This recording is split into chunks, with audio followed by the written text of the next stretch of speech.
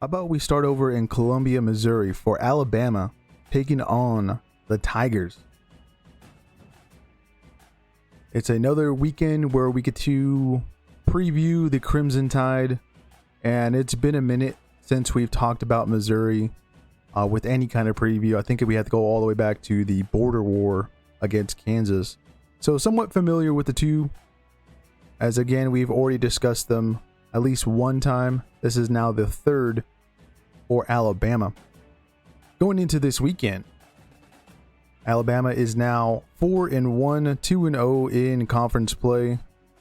And again, they head over to Columbia, Missouri to take on the Tigers, who are undefeated and also have 2 wins in the Southeastern Conference. Number 6 versus number 10 here at your Sports Outpost, as Alabama at the moment is favored by just 3 points on the road.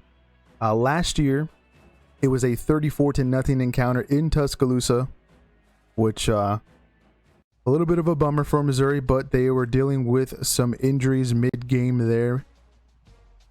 And all time for this series between the two, Alabama leads 6-2. You would have to go all the way back to 1968 when the last time, 1975, when the last time Missouri actually beat Alabama. 1968 would have been the Gator Bowl, which would have been also the first meeting between the two.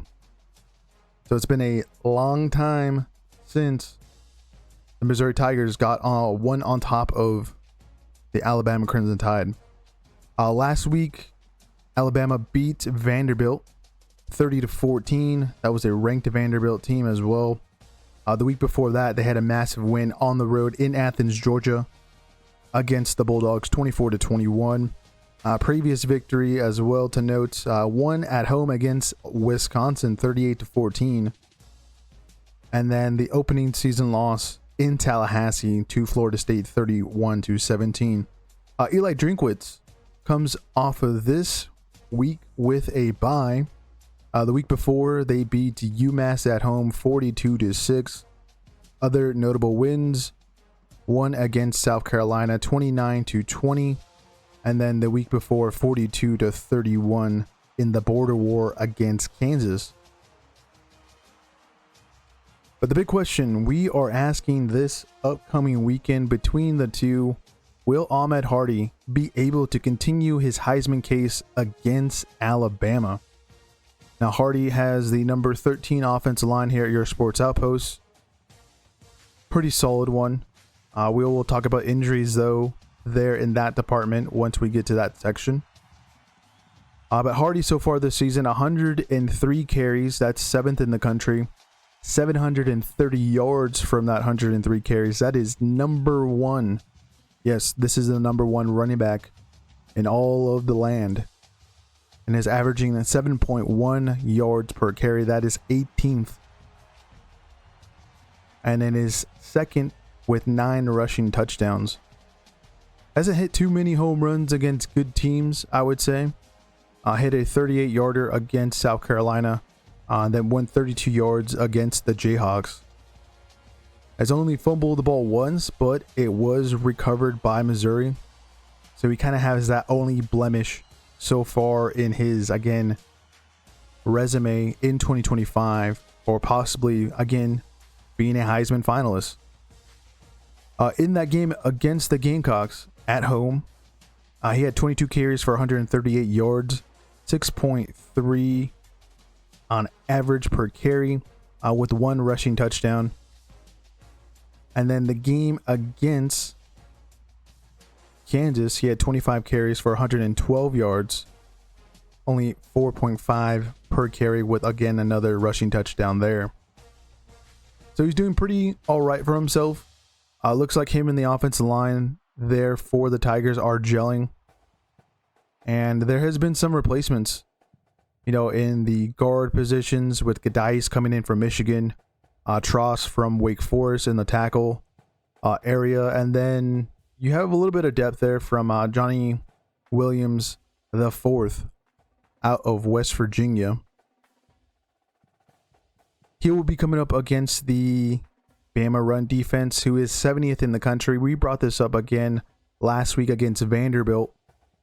I think they moved up from around the 80s now into the 70s. 155.4 yards per game is what Alabama is giving up on the ground. And Hardy, along with Roberts there in the backfield, are accumulating a ton of yards in general. We'll see if Alabama can slow this rushing attack. Also, some run defense stats for the Crimson Tide on, again, that side of the ball. They're 95th in the country with giving up 4.7 yards per carry. So very doable. I think with also the injuries that we brought up last week in the trenches, Missouri is going to be a hell of a lot better in the offensive line and then in the backfield as well versus the Commodores. So that might be a little higher if, again, Alabama doesn't come to play. Then one more thing there in that stat for the run defense, they're giving up 7.6 first downs on the ground per game. That is 50th in the country. I only bring that up because of, third and short scenarios. If Missouri are put in those situations, Alabama is going to really bring in their A game. And Ahmad Hardy, if he can execute with that, again, newer offensive line there for Missouri, his case at the end of the season is going to look really good. And also being a finalist and maybe even raising that trophy. I think for the first time for Missouri, if I'm not mistaken. I don't think the Tigers have ever had a Heisman winner whatsoever. But Tiger fans, let me know if I'm wrong there. But you guys, we got to talk about the other running back for the opposing team, and that's Jam Miller, who has been a blessing for the Alabama running game, as he is having the #1 offensive line here at your Sports Outpost to be able to make some lanes for him. This is only his third game back. Last week kind of showed off a little bit more of what he is able to do, as the first game against Georgia, knocking off some rust, as they had a collarbone injury to begin the season, literally the week before that Florida State game, and big miss there for sure for the Crimson Tide. But so far in his 2 games, he has 38 carries. That is already tied for the most for anybody rushing for the Crimson Tide. 182 yards total, 4.8 per carry with 1 rushing touchdown. He's also received the ball a decent amount of times in his new life here in 2025, coming back from that injury. 4 receptions for 27 receiving yards, but averaging 6.8, so that's not too bad as well there. We should expect Crimson Tide to find ways to get him the ball if they're not able to run it between the trenches. Ryan Grubb should have some pretty nifty plays. Last week against Vanderbilt, he had 22 carries, so definitely the workhorse. Finally stepping up into this offense. 136 yards, so he got a lot of that 182 just this past weekend. Averaged 6.2 yards per carry, and then 1 rushing touchdown. That was his first of the season, and had a run go 22 yards against the Commodores. He'll be going up against Missouri's run defense, who is #1 in the country at the moment. 39.5 yards per game is given up on the ground. That is absolutely disgusting stuff. And then on average, 2 yards per carry. That's second in the country. Even teams don't even want to run the ball against Missouri at the moment, as they're also first in that stat with attempts on the ground with 19.8 on average. And then we also brought up the first down stat for the Bama defense. Well, for Missouri's defense, they are also #1 in the country for giving up first downs on the ground. This is going to be a vital lifeline for Alabama here on the road to get things going between the tackles. If it isn't going to happen against this front end of the Tigers, who is pretty good, I got to say. You got Wilson II, who came in from Georgia. Zion Young, who goes into his second season as a Missouri Tiger. He transferred in from Michigan State a couple of seasons ago now, or a season ago. And then you have some veterans there at the defensive tackle positions. And then the veteran linebacker core behind them. Just a lot going for Missouri and their defense, who I did say in the offseason would be one of the best, not just in the SEC, but in the country. Versus Kansas, this Missouri defense gave up only 31 yards on the ground, 1.6 per carry, and a 1 rushing touchdown. Against South Carolina, it was -9. Yes, that wasn't a mistake in the stat line. -9 yards, which averaged -0.4 per carry with 0 rushing touchdowns against the Gamecocks. Just disgusting. Absolutely disgusting stuff. But we'll see if Jan Miller and company there for the Crimson Tide can break that trend. As another thing to mention in this game, we have 2 excellent wide receiver duos for both teams. You got Ryan Williams, Jeremy Bernard for Alabama, Kevin Coleman Jr. and Marquise Johnson for Missouri. Just would be number ones on most squads. I would say even in like the SEC, Big Ten, excluding, your Ohio States, your LSUs, I guess, maybe. A lot of number 1 receivers, but they have 2 of them. For Ryan Williams so far this season, he has 21 receptions for 336 yards. That's 82nd in the country there. Averaging 16 yards per catch with 2 receiving touchdowns. 3 receiving touchdowns. That's 51st. Tied with a bunch of players there with that stat. During Wisconsin, that was his biggest game, I would say, so far this season. He had that nice highlight play of breaking some ankles. Versus the Badgers, he had 165 yards receiving. Last week against Vandy, came up big as well, 98 yards through the air with a touchdown from that 3. Jeremy Bernard had 25 receptions so far this season. That's 64th in the country with 392 yards receiving. That's 41st. 15.7 per reception, 5 receiving touchdowns. That is 9th, as I think he's tied with 3 other players in the country with that. 22 yards also rushing for Bernard, as he's very much a useful weapon there in the running game. And that might be another option to where Alabama needs to spread out this defense of Missouri with 1 rushing touchdown there. He had 146 yards versus Florida State. He was kind of the only known commodity there in getting open and being an outlet for Ty Simpson. Last week, he also got a touchdown against Vandy and had 82 receiving yards. But the defense he's going to be going up against alongside Williams, Missouri, very good in the ground, but also just as good through the air. They are 10th in the country with pass defense, 158.5 yards per game. Like, they're barely giving up 200 yards in total. 95th in the country with per reception completion. Oh, that's 12.2 yards there. And then on top of that, they're 10th in the country with passer rating, 106.1 on average. So they give all the troubles, not only in stopping the run, but preventing any quarterback they come up against and being comfortable in the pocket. So that's what we should expect Missouri to try to do. Drinkwitz has put a lot of NIL there from the transfer portal for his Missouri Tigers this past offseason. For the home team and their wide receiver duo, you got Kevin Coleman Jr., who is an absolute stud. I've loved him since he's come over from Mississippi State. I think he spent some time also before that at Louisville.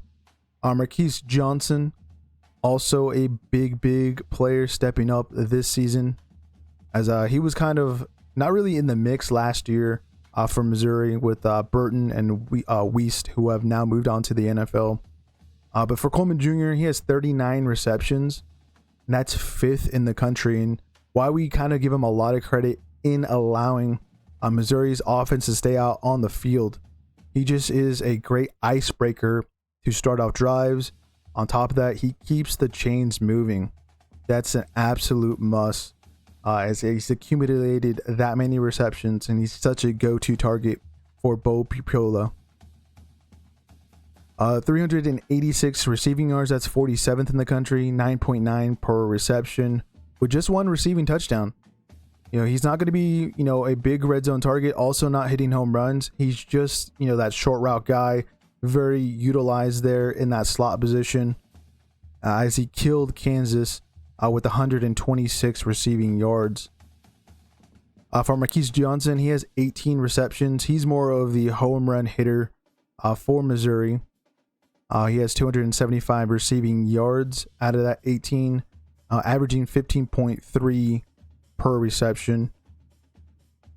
I guess maybe the thing they're really lacking is more of a solid red zone target. But Missouri fans, let me know if I'm missing something there.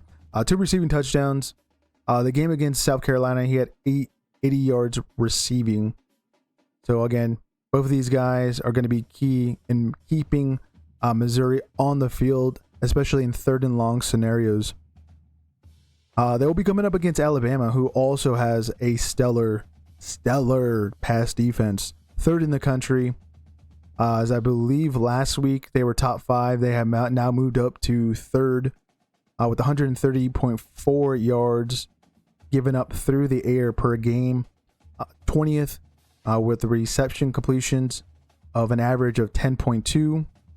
And then 23rd in the country with their opponent's passer rating of 113. Again, a lot of pressure. I wouldn't say as much as Missouri, but definitely enough pressure to put in the pocket to where their opposing quarterback is not going to be having a good time. This game comes down to, as I got this out of order, this game comes down to avoiding 3rd and long scenarios so that these guys can absolutely cook up their opponents. Ty Simpson has had a great recovery from that game against Florida State and has really lit himself on fire every game he's come out since. Pipola has kind of just overcome the naysayers of him being a total run one kind of threat quarterback. Has now really turned themselves into a dual threat quarterback, truly, with getting his first time as a starter. But these teams on 3rd down is a pretty interesting stat. Missouri is 1st in the country on 3rd down conversion percentage with a 60% number there. That is pretty good. Obviously, again, Kevin Coleman Jr. has been very vital in keeping that percentage so high. And then for Alabama, they're 12th in the country on 3rd down conversion percentage with a 52.11 number there. And that would be because of, again, another great receiver in Jeremy Bernard being a great outlet for Ty Simpson. One other thing I wanted to mention out of that, because time of possession will be very key in keeping your defense off the field as much as possible. And we'll see which team kind of takes advantage of that and wearing their opponent out. But Missouri at the moment, number 1 in the country with time of possession of 39 minutes and 23 seconds per game. Yeah, you're barely seeing the opposing offense in general. On the 15th for Alabama, they got 33 minutes and 6 seconds per game of time of possession. That'll be another thing this game comes down to as well. Injuries for this contest. Well, we've already talked about a few of Alabama's players. Last week's we have some updates. Qual Rashaw has now been moved up to questionable with that leg injury. Last week he was out. Jamarian Latham, I believe he was questionable, but it was undisclosed. It has now been labeled as a neck injury for that defensive end there for Alabama. As again, those guys going to be losing some depth there on the edges. Then defensive tackle Jeremiah Beeman still will be out with a lower body injury. I think one of maybe the bigger ones that might cost Missouri in this game will be their guard, Caden Green. He has been a staple since he transferred over from Oklahoma last season. He's questionable with an undisclosed injury. And then obviously Blake Craig, the kicker for Missouri. He suffered, I believe it was an ACL injury. He's obviously going to be out. But it looks like so far the replacement kicker has been doing a decent job there. But we'll see if this game is affected through special teams. My pick for this one will be Alabama. I believe the Crimson Tide will win by a 6-point difference. Ty Simpson will continue to cook as he has 1,400 plus yards so far through the air, a 70.3 pass completion percentage, 13 passing touchdowns. He's only thrown one interception. Yes, I repeat, just one interception. And he has been sacked 8 times, 4 coming last week against Vanderbilt out of that 8. That was kind of interesting when I was going through the stats there. Very high QPR and passer rating as well, well above average, 174.7 with their passer rating and the QPR rating of 82.3. You know, you want to be above average of 150 with a passer rating, 50 for the QPR rating there. And he has also 2 rushing touchdowns. So they're in the red zone. If Alabama wants to scheme something up, especially coming from Ryan Grubb, you know, have the numbers go their way, they might have some play designs where Ty Simpson takes it in himself, or on a passing scenario where he's extending the pocket, can't find anyone open, and just takes it himself. Last week against Vandy, he did pretty darn good. 340 passing yards. Again, above 70% completion percentage with 2 passing touchdowns. And that's where he actually threw his first interception. Had to wait till week 6. He didn't even throw one against Florida State, which is kind of surprising.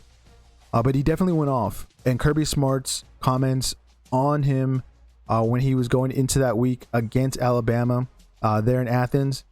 You know, this guy is just hot. 181.2 passer rating there against the Commodores.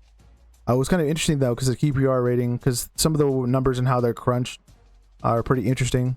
To only be 80.1. I don't think there's a typo there. Just the different makeups of how they come out down to those numbers. But I think also one guy he's going to come and hit a lot in this game and be a very big safety blanket is Josh Cuevas, the tight end for Alabama. He's been hit 13 times, 126 yards in receiving. It's not a lot, but again, he's kind of a guy where Ty Simpson can dump the ball off to. Sometimes it's, you know, simple screenplays that don't get a lot of yardage as well, but it chips away at defenses, and that's what's going to be very important in this game, coming up against probably, again, maybe the best defense at the moment statistically in the SEC conference. But yeah, we're going to go with Alabama. Let us know your pick. Who do you got, Alabama or Missouri? Down in the comments or in the chat. Should be one of the best games this upcoming weekend. I hope it is also not a blowout because of a injury in the quarterback position like it happened last year with Brady Cook going down. Sam Horn for Missouri is obviously out. He is the backup going into the season for the Tigers. I think he went down in that Central Arkansas game in week 1. So whoever would replace Bo there at the QB1 position definitely is going to be a fall off in quality, and I don't think it would be too much of an issue. He has a lot of outlets, so whoever that is, I can't name that person off the top of my head. And then also you can hand it off to Ahmad Hardy, who should be rocking this upcoming weekend. But again, we're going to go with the Crimson Tide.